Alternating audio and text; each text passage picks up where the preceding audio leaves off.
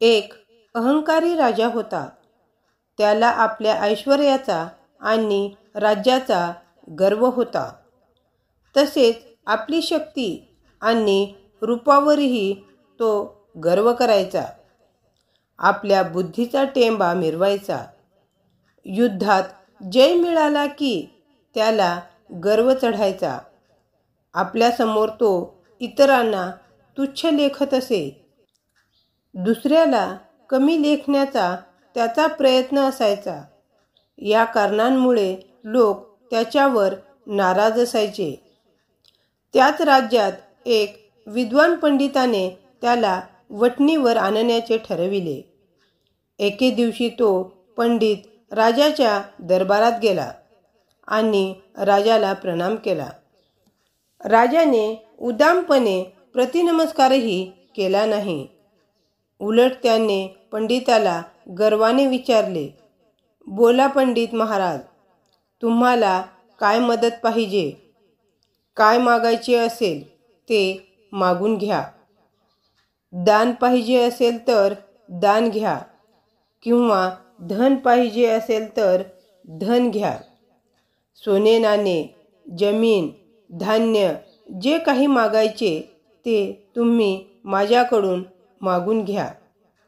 पंडितजीने राजाकडे एक वार पाहिले व तो मोठ्या मोठ्याने हसू लागला. राजाला व दरबारातील लोकांना पंडिताच्या हसण्याचे कारण काही कळेना. हसण्याचा भर ओसरल्यावर पंडित म्हणाले, "राजन, तुम्ही मला काय दान देणार?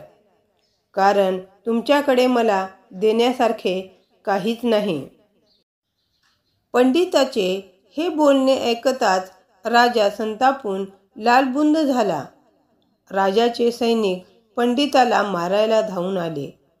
पण सेनापतीने सैनिकांना आवरले व पंडिताला पुढे काही बोलण्याची इच्छा आहे काय असे विचारले. त्यावर पंडितजी म्हणाले, "महाराज, जरा थंड डोक्याने विचार करा. तुमचा जन्मच मुळी तुमच्या इच्छेने झाला नाही. मग रूप, सौंदर्य आणि पराक्रम हे गुण तुम्हाला कोठून मिळाले असते? आईवडिलांनी तुम्हाला जन्म दिला म्हणून तुम्ही जन्माला आलात. तुमचे धान्य भांडार हे धरतीमातेचे देण आहे. तिने पिकवून तिच्या लेकरांसाठी अन्न पुरविले म्हणून तुम्ही ते सांभाळत आहात. आणि खजिन्याचे म्हणाल तर धन हे करातून आलेले म्हणजेच प्रजेचे देण आहे. हे राज्य तुम्हाला वाडवडिलांकडून मिळालेले वरदान आहे. राहिले शरीरातील प्राण, पण तेही तुमचे नाहीत. ते सुद्धा ईश्वराची कृपा आहे. हे सगळेच जर तुम्हाला दुसऱ्याने दिलेले असेल तर तुम्ही मला काय म्हणून देणार आणि दिलेल्या गोष्टीचा काय म्हणून गर्व बाळगणार?" एवढे बोलून पंडिताने राजदरबार सोडला.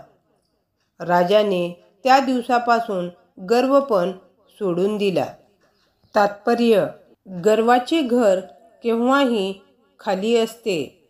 मित्रांनो, असेच नवनवीन आणि सुंदर बोधकथा पाहण्यासाठी आमच्या चॅनलला सबस्क्राईब नक्कीच करा. आणि हो, तुम्हाला ही बोधकथा कशी वाटली ते कमेंटमध्ये नक्कीच कळवा.